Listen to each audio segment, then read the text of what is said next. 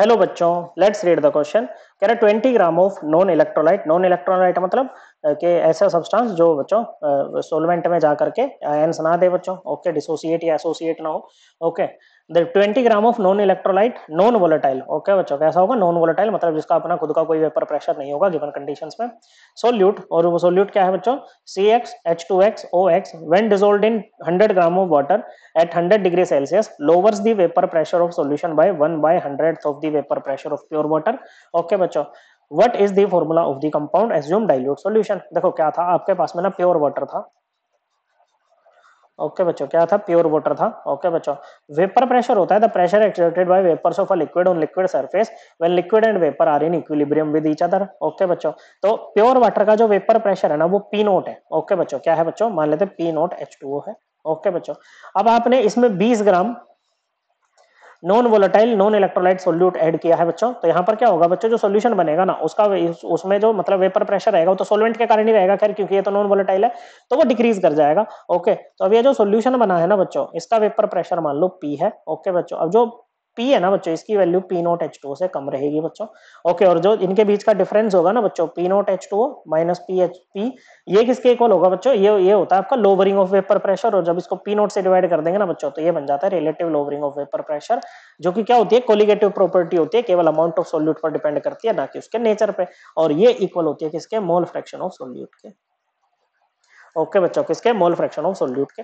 अब आ जाते हैं आगे कि भाई जब उसको 100 ग्राम वाटर में ऐड कर रहे हैं ना 100 डिग्री सेल्सियस पे, तो वेपर प्रेशर जो है ना बच्चों, the vapour pressure of louvers the vapour pressure of solution bye 1/100 of the vapour pressure of pure water. जैसे प्योर वाटर का पी नोट है, तो पी क्या हो जाएगा बच्चों? पी हो जाएगा P nought minus 1/100 time of P nought.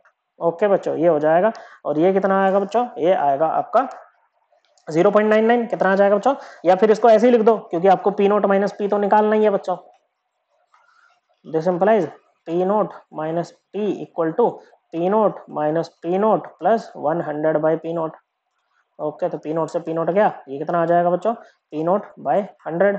Okay, या फिर यहीं पर कर दो बच्चों, P nought minus P over P note, relative lowering of vapour pressure 1/100 के इक्वल आ जाएगी बच्चों। किसके? 1/100 के इक्वल आ जाएगी। और ये किसके इक्वल होगा? सोल्यूट के मोल फ्रैक्शन के। अब देखो सोल्यूट का मोल फ्रैक्शन क्या होगा?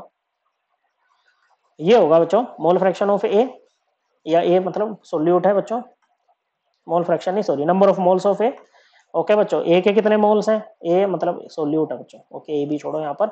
ओके, अपॉन टोटल सोल्यूशन के कितने मोल्स हैं, मतलब सोल्यूट के मोल्स प्लस सोलवेंट। सोलवेंट कौन है? वाटर है आपका, इसके मोल्स। अब ये कह रहा है कि डाइल्यूट सॉल्यूशन हमें अज्यूम करना है। देखो हम यहाँ पर क्या कर निकालेंगे, पहले नंबर ऑफ मोल्स निकालेंगे सोल्यूट के। क्या निकाल लेंगे बच्चों? नंबर ऑफ मोल्स यहाँ पर निकालेंगे सोल्यूट के। उससे हम क्या निकाल लेंगे बच्चों? या कहो सीधा हम यहाँ से मोलर मास भी निकाल सकते हैं। मोलर मास निकालेंगे सोल्यूट का, और फिर यहाँ से जो मोलर मास निकाल सकते हैं हम उसको इक्वेट कर देंगे, और हमारी एक्स की वैल्यू आएगी, फिर हम फॉर्मूला बता सकते हैं। तो देखो बच्चों, डाइल्यूट सॉल्यूशन है। डाइल्यूट सॉल्यूशन का मतलब है भाई सोल्यूट का अमाउंट ना सोलवेंट के रेस्पेक्ट में बहुत कम है, मतलब कि सोलवेंट के रेस्पेक्ट में ना हम सोल्यूट के नंबर ऑफ मोल्स को यहाँ पर नेग्लेक्ट कर सकते हैं। मतलब जो मोल फ्रैक्शन हो जाएगा ना, वो हो जाएगा number of moles of solute divided by number of moles of H2O। Number of moles क्या होता है बच्चों? ये होता है given weight upon molar mass. Okay बच्चों, क्या होता है? Given weight upon molar mass. तो मोलर मास H2O का कितना होगा बच्चों? दो हाइड्रोजन है, एक हाइड्रोजन का 1 ग्राम पर मोल, 16 ऑक्सीजन का होता है, मतलब एक ऑक्सीजन है, ऑक्सीजन का 16 ग्राम पर मोल, तो आ जाएगा 18 ग्राम पर मोल। तो नंबर ऑफ मोल्स कितने हो जाएंगे बच्चों H2O के? ये हो जाएंगे आपके पास में, गिवन वेट है 100 ग्राम बच्चों। ओके, ये रहा, जीएम लिखो या जी लिखो, एक ही बात है, अपॉन 18 ग्राम पर मोल। तो ये आ जाएगा कितना बच्चों? 100/18 मोल। कितना आ गया बच्चों? ये आ गया है आपका 100/18 मोल। ओके, जो सोल्यूट है, ओके बच्चों, उसका मोलर मास मान लेते हैं MW है। क्या है बच्चों? MW, ऐसे करके मान लेते हैं। ठीक है बच्चों, तो यहाँ पर ये किसके इक्वल हो जाएगा? Number of moles of solute क्या हो जाएगा बच्चों? 20/MW। ओके बच्चों, क्या हो जाएगा? 20/MW, ये मोल में आएगा बच्चों। ओके, और ये मोल लिख लेते हैं, और H2O के मोल्स कितने हैं बच्चों? 100/18 मोल है। मोल से मोल कैंसिल हो रही, किसके इक्वल है बच्चों? 1/100 के इक्वल है। क्रॉस मल्टीप्लीकेशन कीजिए बच्चों, this implies 20 into 100/MW, it would be equal to what बच्चों? 100/18। 100 से 100 गया बच्चों, तो यहाँ से आपका मोलिकुलर वेट सोल्यूट का कितना आ जाएगा बच्चों? ये आ जाएगा आपका 360 ग्राम पर मोल। ओके बच्चों, क्या आ जाएगा बच्चों 360 ग्राम पर मोल ही आ जाएगा। एक बार नेक्स्ट स्लाइड पे चलते हैं बच्चों। ओके CxH2xOx है बच्चों हमारे पास में सोल्यूट CxH2xOx।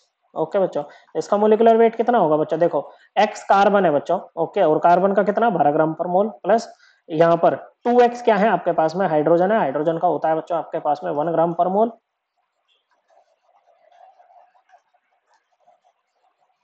और एक ऑक्सीजन है, मतलब x ऑक्सीजन है, ऑक्सीजन का हो जाएगा 16 ग्राम पर मोल। x कार्बन है बच्चों। ओके बच्चों, 2x हाइड्रोजन है और x क्या है ऑक्सीजन है।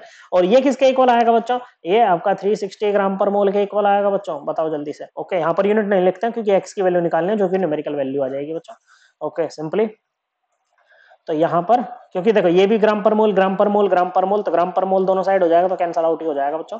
तो ये आ जाएगा आपका 12 प्लस 4 नहीं, हाँ 12 प्लस 2 14 प्लस 16 30 दिया जाएगा बच्चों। 30x इक्वल टू वट 360, तो x की वैल्यू क्या आ जाएगी बच्चों 360 upon 30 equal to 12। Therefore molecular formula क्या बन जाएगा बच्चों, ये बन जाएगा C12 और 2x की वैल्यू क्या हो जाएगी बच्चों 2x would be equal to 24, C12H24O12 this would be the molecular formula of the non volatile non electrolyte solute. Okay बच्चों, सो करेक्ट आंसर क्या बनेगा बच्चों, करेक्ट आंसर आपका ऑप्शन बी ही बनेगा C12H24 एंड O12। ओके बच्चों, C12H24 और O12, so correct answer option B. I hope आपको एकदम क्लियर हो गया होगा। थैंक यू बच्चों।